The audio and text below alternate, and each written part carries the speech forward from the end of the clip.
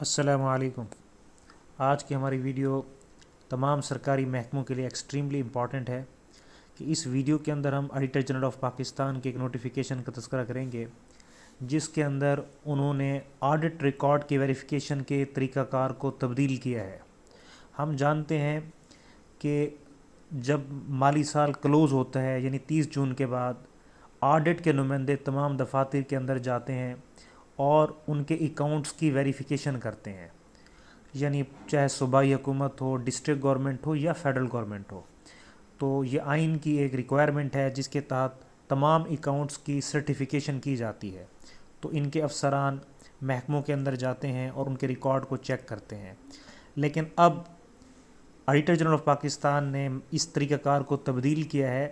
اب آڈٹ کے افسران محکموں کے اندر نہیں جائیں گے، بلکہ محکمے ڈاک کے تھرو اپنا سارا ریکارڈ آڈٹ آفس کو بھیج دیں گے تاکہ پرسنل کنٹیکٹس نہ بنے اور کوئی مال پریکٹس یعنی کا چانس ہی پیدا نہ ہو۔ تو یہ آڈیٹر جنرل آف پاکستان کا نوٹیفیکیشن 16 جنوری 2023 کا ہے، جو آپ سکرین کے اوپر دیکھ رہے ہیں۔ Revised procedure for verification of the record by the audit. اس کے اندر آپ دیکھ سکتے ہیں کہ جو پریزنٹ پروسیجر ہے اس کو ایمنڈ کیا گیا ہے تاکہ پرسنل کانٹیکٹس آڈٹ افسران کے محکموں کے ساتھ ڈیولپ نہ ہوں، اور فیوچر کے اندر تمام محکمے ڈاک کے ذریعے اپنا ریکارڈ آڈٹ آفس کو بھیجیں گے۔